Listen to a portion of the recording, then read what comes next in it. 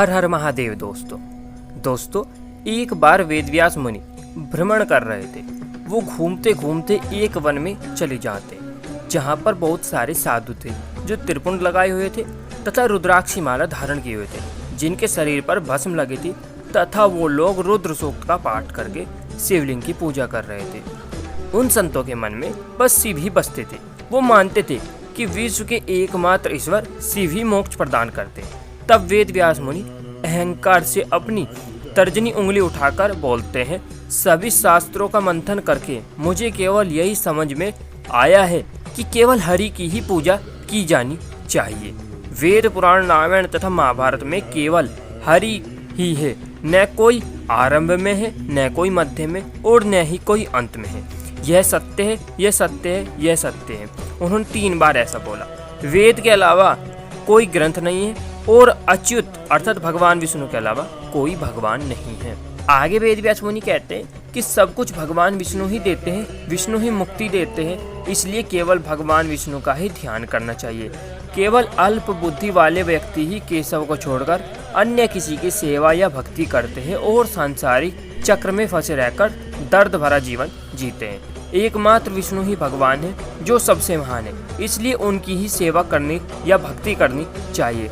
व्यास के ऐसे वचनों को सुनकर नेमिष वन में रहने वाले वे निवासी बोलते हैं, हे सत्यवती के पुत्र, आपसे अधिक वास्तविकता और सत्य जानने वाला और कौन हो ही सकता है। आपके द्वारा जो कोई कहा गया है उस पर विश्वास हो तभी तर्जनी उंगली उठाकर बोलना।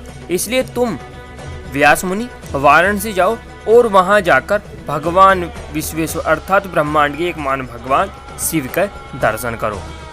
क्रोधित वेदव्यास मुनि तब वाराणसी जाकर पंचनदा नदी में स्नान करके विष्णु जी की पूजा करते हैं और कहते हैं कि केवल हरि की ही पूजा की जानी चाहिए। वेदव्यास मुनि की यह अहंकार भरी बातों को सुनकर नंदी जी की दृष्टि वेदव्यास जी पर पड़ती है और वो पैरालाइज हो जाते हैं। उनका वो हाथ भी स्तंभित हो जाता है जिसको उन्होंने उठाकर यह बोला था कि केवल एकमात्र भगवान विष्णु ही सत्य है और वो ही पूजे योग्य है। वेदव्यास जी के पैरालाइज हो जाने के पश्चात भगवान विष्णु स्वयं वेदव्यास जी के पास आते हैं और बोलते हैं कि तुमने बहुत बड़ा अपराध किया है। यह मैं भी इसलिए बहुत भयभीत हो रहा हूँ जो तुमने यह अपराध किया है। इस ब्रह्मांड का केवल एक ही भगवान है और वो केवल भगवान शिव है। उन्हीं की कृपा के कारण मैं चक्रधारी हूँ। मैं उनकी शक्ति के कारण ही लक्ष्मीपति हूँ। स्वयं भगवान शिव के द्वारा ही तीनों लोकों का पालन करने की क्षमता मुझे प्रदान की गई है। शिव की भक्ति के कारण ही मुझे समृद्धि तथा आधिपत्य उनसे वरदान में प्राप्त था। यदि आप मेरा कल्याण चाहते हो तो शंभु की आराधना करो।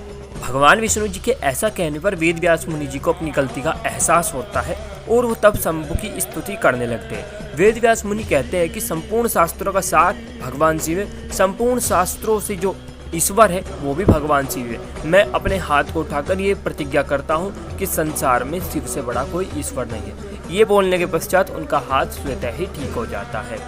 तो दोस्तों इस कथा के माध्यम से अब आपके मन के सारे संशय दूर हो गए होंगे कि वास्तविकता में भगवान कौन है। और इस कथा का वर्णन स्कंद पुराण के काशी खंड के उत्तर भाग के अध्याय 45 में मिलता है। हर हर महादेव।